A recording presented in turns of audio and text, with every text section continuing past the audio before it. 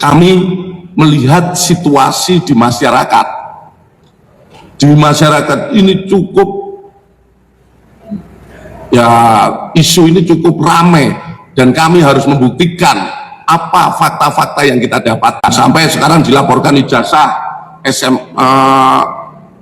UGM, dilaporkan mungkin berhenti, kemudian nanti dilaporkan SMA, mungkin waktu TK dilaporkan, ini malah jadi situasi yang tidak menguntungkan bagi bangsa kita. Seperti tadi saya sampaikan, saat ini mari kita dukung pemerintah kita yang sedang membangun negara ini daripada membahas hal-hal yang mungkin kurang bermanfaat bagi kepentingan pembangunan negara ini.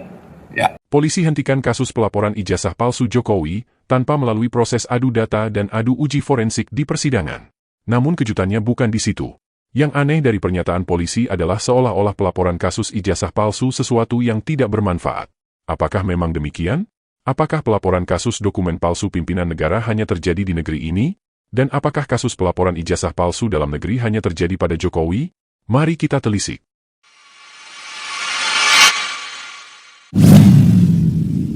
Selamat datang di Opini Alvin. Dianggap tidak bermanfaat, kasus pelaporan dugaan ijazah palsu Jokowi dihentikan. Polisi sudah bertindak seperti hakim? Pelaporan penggunaan ijazah palsu dalam pemilihan umum bukanlah hal baru di Indonesia. Kasus ini telah berulang kali terjadi, baik pada level kepala daerah maupun anggota DPR dan DPRD. Nama-nama seperti Untung Wiono, mantan Bupati Sragen 2 periode, Junior Saragih, mantan Bupati Simalungun 2 periode, Rudolf Pardede, Gubernur Sumatera Utara 2005-2006, Trisal Tahir, Wali Kota terpilih Palopo, Sulawesi Selatan, Supriyati, anggota DPRD Lampung Selatan, M. Rifai, Wakil Ketua DPRD Sidoarjo, dan ratusan kasus lainnya, merupakan contoh nyata bahwa penyalahgunaan dokumen tidak sah oleh pejabat publik adalah masalah serius yang sudah berlangsung lama. Dari berbagai kasus tersebut, sebagian terbukti di pengadilan, sebagian lainnya dianggap tidak terbukti. Namun yang terbukti bersalah telah menunjukkan satu hal penting, pelaporan ijazah palsu bisa menyelamatkan negara dari pejabat publik yang berperilaku curang. Seseorang yang dengan sengaja menggunakan dokumen palsu untuk meraih jabatan publik sudah menunjukkan karakter yang cacat secara moral.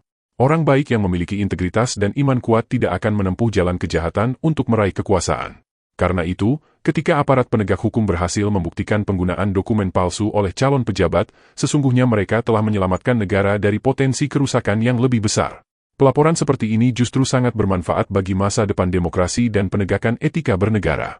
Dalam konteks inilah, pernyataan Bareskrim Polri yang menyebut bahwa pelaporan ijazah palsu Presiden Jokowi tidak bermanfaat, patut disorot.